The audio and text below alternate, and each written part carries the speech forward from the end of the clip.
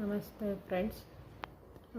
ನಾನಿವತ್ತು ತಮ್ನೇಲಲ್ಲಿ ನೀವು ನೋಡಿರ್ಬೋದು ಯಾವುದ್ರ ಬಗ್ಗೆ ಮಾತಾಡೋಕ್ಕೆ ಹೋಗ್ತಾಯಿದ್ದೀನಿ ಅಂತ.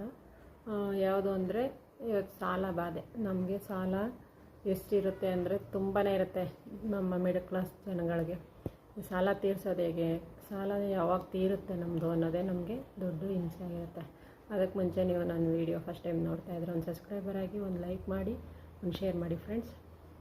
ಮತ್ತು ಸಾಲ ಏನಕ್ಕಾಗುತ್ತೆ, ಏನು ಇದೆಲ್ಲ ಎಲ್ಲರಿಗೂ ಗೊತ್ತಿರೋ ಅಂಥದ್ದೇ. ಸಾಲ ಯಾವಾಗಲೂ ಮಾಡ್ತಾನೆ ಇರ್ತೀವಿ, ಯಾವುದಕ್ಕಲ್ಲ ಒಂದು ವಿಷಯಕ್ಕೆ ಸಾಲ ಮಾಡ್ತಾನೆ ಇರ್ತೀವಿ. ಆದರೆ ಸಾಲ ಬೇಗ ತೀರಬೇಕು, ಮತ್ತೆ ಸಾಲ ಆಗಬಾರ್ದು ಅಂದರೆ ನಾವೇನು ಮಾಡಬೇಕು, ಹೇಗೆ ಮಾಡಬೇಕು ಅನ್ನೋದ್ರ ಬಗ್ಗೆ ನಾನು ಮಾತಾಡೋಕ್ಕೆ ಅಂತ ಬಂದಿದ್ದೀನಿ.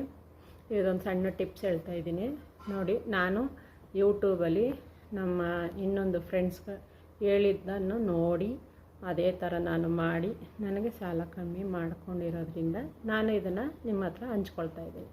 ನಾನು ತುಂಬ ಸಾಲ ಮಾಡಿದೆ, ಈಗ ಆಲ್ಮೋಸ್ಟ್ ಎಲ್ಲ ತೀರಿದೆ, ಇನ್ನೊಂದು ಸ್ವಲ್ಪ ಇದೆ.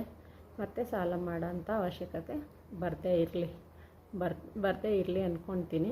ಬರಲ್ಲ ಅಂದ್ಕೊಳ್ತೀನಿ. ಎಲ್ಲ ನಾವೇ ಅಂದ್ಕೋಬೇಕು. ನಾವು ಮಾಡೋದ್ರ ಮೇಲೆ ಡಿಪೆಂಡು. ನಾವು ಮನಸ್ಸು ಮಾಡಿದ್ರೆ ಏನು ಬೇಕಾದರೂ ಮಾಡ್ಬೋದು. ಓಕೆನಾ ಫ್ರೆಂಡ್ಸ್? ಸಾಲ ತೀರೋದಕ್ಕೆ ಏನು ಮಾಡಬೇಕು ಅಂತ ಹೇಳ್ಕೊಡ್ತೀನಿ ಲಾಸ್ಟಲ್ಲಿ. ವಿಡಿಯೋ ಫುಲ್ ಮುಗಿಯೋದ್ರೊಳಗಡೆ ನಾನು ಅದಕ್ಕೆ ಟಿಪ್ಸ್ ಹೇಳ್ತೀನಿ. ಫುಲ್ ವಿಡಿಯೋ ವಾಚ್ ಮಾಡಿ ಫ್ರೆಂಡ್ಸ್, ಆಯಿತಾ? ಸಾಲ ತೀರಬೇಕು ಅನ್ನೋದಿದ್ದರೆ ಏನು ಮಾಡ್ಬೋದು ಅನ್ನೋದಿದ್ದರೆ ನಾವು ಫಸ್ಟು ಸಾಲ ಏನಕ್ಕೆ ಮಾಡ್ತೀವಿ ಅನ್ನೋದನ್ನು ನಾವು ಯೋಚನೆ ಮಾಡಿ ಸಾಲ ಮಾಡಬೇಕು, ಆಯಿತಾ? ಸಾಲ ಮಾಡೋಕ್ಕೆ ಮುಂಚೆನೇ ನಾವು ಫಸ್ಟ್ ಯೋಚನೆ ಮಾಡಬೇಕು, ಯಾರ ಹತ್ರ ಮಾಡ್ತಾಯಿದ್ದೀವಿ, ಯಾತಕ್ಕೆ ಮಾಡ್ತಾಯಿದ್ದೀವಿ, ಅದನ್ನು ಹೇಗೆ ತೀರಿಸ್ಬೇಕು ಅಂತ, ಆಯಿತಾ? ಫಸ್ಟು ಸಾಲ ತೀರಬೇಕು ಅನ್ನೋದಿದ್ದರೆ ನಾವು ಸಾಲನ ಯಾವ ವಾರ ಮಾಡ್ತೀವಿ, ಯಾವಾಗ ಮಾಡ್ತೀವಿ, ಎಷ್ಟೊತ್ತಿಗೆ ಮಾಡ್ತೀವಿ ಅನ್ನೋದ್ರ ಮೇಲೆ ಡಿಪೆಂಡ್ ಆಗುತ್ತೆ ಫ್ರೆಂಡ್ಸ್. ಏಕೆ ಅಂದರೆ ಸಾಲನ ಕೊಡೋರು ಅದರ ಮೇಲೆ ಡಿಪೆಂಡ್ ಮಾಡಿರ್ತಾರೆ. ಅವರು ಮನೆ ಉದ್ಧಾರ ಆಗಬೇಕು, ಅವರು ಒಳ್ಳೆಯದಾಗಿರಬೇಕು ಅನ್ನೋದ್ರಿಂದ ಸಾಲನ ಇಂಥ ದಿವಸನೇ ಕೊಡಬೇಕು ಅನ್ನೋದೆಲ್ಲ ಅವರು ತಿಳ್ಕೊಂಡಿರ್ತಾರೆ. ಅದಕ್ಕೆ ಅವರು ಮುಂದುವರಿತಾ ಇರ್ತಾರೆ. ಎಷ್ಟೊತ್ತಂದ್ರೆ ಅಷ್ಟೊತ್ತಲ್ಲೆಲ್ಲ ಅವರು ದುಡ್ಡನ್ನ ಬಿಚ್ಚಲ್ಲ, ಯಾವಾಗಂದ್ರೆ ಅವಾಗೆಲ್ಲ ದುಡ್ಡ ಕೊಡಲ್ಲ ಅಲ್ವಾ? ನಾವು ಅದೇ ಥರ ನಾವು ಮಾಡಬೇಕು. ಈಸ್ಕೋಬೇಕಾದ್ರೆ ಒಂದು ವಾರ, ವಾಪಸ್ ಕೊಡಬೇಕಾದ್ರೆ ಇಂಥದ್ದೊಂದು ವಾರ ಅಂತೆಲ್ಲ ಇರುತ್ತೆ. ಅದನ್ನು ನೋಡಿ ಮಾಡಿದ್ರೆ ನಾವು ಸಾಲನ ಬೇರೆಯವ್ರಿಗೆ ಕೊಡ್ಬೋದು, ಆ ಥರ ಆಗ್ಬೋದು, ಆಯಿತಾ? ಸಾಲ ಮಾಡೋಕ್ಕೆ ಮುಂಚೆ ನಾವು ಯೋಚನೆ ಮಾಡಿ ನಾವು ಯಾವತ್ತು ಈಸ್ಕೋಬೇಕು ಅಂತ ತಿಳ್ಕೊಂಡು ನಾವು ಸಾಲ ಮಾಡಬೇಕಾಗುತ್ತೆ. ಇದು ಹಿಂದೂಗಳಿಗೆ ಮಾತ್ರ, ಮುಸ್ಲಿಮ್ಗೆ ಮಾತ್ರ, ಕ್ರಿಶ್ಚಿಯನ್ಗೆ ಮಾತ್ರ ಅಂತಲ್ಲ.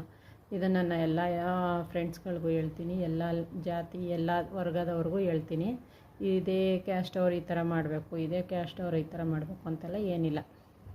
ನಾವು ಈ ವಾರ ಅನ್ನೋದನ್ನ ಇಟ್ಕೊಳ್ಳಿ, ಇಂಥ ಟೈಮು ಅನ್ನೋದನ್ನ ಇಟ್ಕೊಳ್ಳಿ. ಆ ಟೈಮಲ್ಲಿ ನೀವು ಮಾಡಿದ್ರೆ ನಾವು ಬೇಗ ಸಾಲ ತೀರಿಸ್ಬೋದು. ಆ ಟೈಮಲ್ಲಿ ನಾವು ತೀರಿಸ್ತಾ ಹೋದರೆ, ಆ ವಾರದಲ್ಲಿ ತೀರಿಸ್ತಾ ಹೋದರೆ ಬೇಗ ನಾವು ಸಾಲ ತೀರಿಸ್ಬೋದು. ಓಕೆನಾ ಫ್ರೆಂಡ್ಸ್? ಹೇಗೆ ಅಂದರೆ ನೋಡಿ ಫ್ರೆಂಡ್ಸ್, ಈ ಶನಿವಾರ ಅಂತ ಇರುತ್ತಲ್ಲ, ಎಲ್ಲರೂ ಆಲ್ಮೋಸ್ಟ್ ಮಂಗಳವಾರ, ಶುಕ್ರವಾರ ಕೊಡಬಾರ್ದು, ತಗೋಬಾರ್ದು ಅಂತ ಹೇಳ್ತಾರೆ.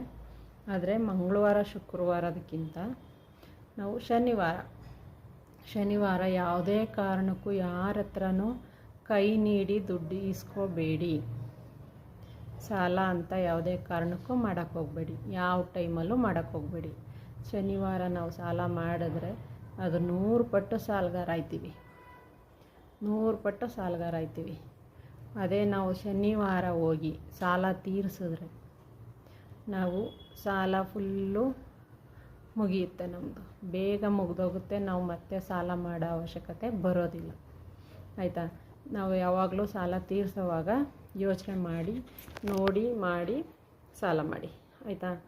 ಶನಿವಾರದ ದಿವಸ ಯಾವುದೇ ಕಾರಣಕ್ಕೂ ಯಾರ ಹತ್ರನೂ ಕೈ ನೀಡಿ ದುಡ್ಡು ಇಸ್ಕೊಳ್ಳೋಕೆ ಹೋಗಬೇಡಿ. ಆಮೇಲೆ ಈ ಲೋನ್ ಎಲ್ಲ ಕೊಡ್ತಾರೆ ಸಂಘದವರು, ಮತ್ತು ಬ್ಯಾಂಕ್ ಅವರೆಲ್ಲ ಸಾಲಕ್ಕೆ ಲೋನ್ ಕೊಡ್ತಾರೆ ಅಂತ ಬರ್ತಾರಲ್ಲ, ಅವ್ರ ಹತ್ರ ಆದ್ರೂ ಅಷ್ಟೇ ಯಾವುದೇ ಕಾರಣಕ್ಕೂ ಇಸ್ಕೊಳ್ಳೋಕೆ ಹೋಗಬೇಡಿ. ಅದನ್ನು ನೀವು ನೆಕ್ಸ್ಟ್ ಸೋಮವಾರನೋ, ಬುಧವಾರನೋ, ಗುರುವಾರನೋ ಇಟ್ಕೊಳ್ಳಿ. ಮಂಗಳವಾರನೂ ಮಾಡೋಕ್ಕೆ ಹೋಗಬೇಡಿ, ಶುಕ್ರವಾರನೂ ಸಾಲ ಮಾಡೋಕ್ಕೆ ಹೋಗಬೇಡಿ, ಆಯಿತಾ ಫ್ರೆಂಡ್ಸ್? ಏನಕ್ಕೆ ಇದನ್ನು ಹೇಳ್ತಾ ಇದ್ದೀನಿ ಅಂದರೆ ನನಗೆ ಸ್ವಂತ ಅನುಭವ ಆಗಿದೆ. ನಾನು ಯೂಟ್ಯೂಬಲ್ಲಿ ಒಬ್ರು ಗೆಳೆಯರು ಹೇಳಿರೋದ್ರಿಂದ ನಾನು ಅದೇ ಥರ ಮಾಡ್ಕೊಂಡು ಬಂದೆ. ಅದರಿಂದ ನಂದು ಸಾಲ ತೀರ್ತಾ ಇದೆ. ಆಲ್ಮೋಸ್ಟ್ ನಾನು ಆಗಲೇ 1 ವರ್ಷದಿಂದನೂ ಇದನ್ನು ಪ್ರಯತ್ನ ಪಡ್ತಾಯಿದ್ದೆ. ಈಗ ನಂದು ತೀರ್ತಾ ಬಂದಿದೆ. ನಾನು ಮತ್ತೆ ಯಾವುದೇ ಕಾರಣಕ್ಕೂ ಯಾವುದು ಸಾಲ ಮಾಡೋಕ್ಕೆ ಹೋಗೋದಿಲ್ಲ. ನೀವು ಅಷ್ಟೇ ಇದನ್ನು ಟ್ರೈ ಮಾಡಿ. ಏನಾದರೂ ನಿಮಗೆ ಅನಿಸಿದ್ರೆ ನಿಜ ಹೌದು ನನಗೂ ಇದು ಅನುಭವಕ್ಕೆ ಬಂದಿದೆ ಅನಿಸಿದ್ರೆ ನನಗೂ ಒಂದು ಕಮೆಂಟ್ ಹಾಕಿ, ನೀವು ನಿಮ್ಮ ಫ್ರೆಂಡ್ಸ್ಗಳಿಗೆ ಶೇರ್ ಮಾಡಿ. ಇದನ್ನು ನೋಡಿ ನಾನೇನಾರು ಹೇಳಿದ್ದು ನಿಮ್ಗೆ ಇಷ್ಟ ಆಗಿದ್ದರೆ ಕಮೆಂಟ್ ಹಾಕಿ. ವಿಡಿಯೋ ನೋಡ್ತಾ ಇರೋರಿಗೆ ಧನ್ಯವಾದಗಳು. ನೀವು ಇದನ್ನು ಸೌಲಭ್ಯ ಪಡ್ಕೊಳ್ಳಿ. Thank you friends.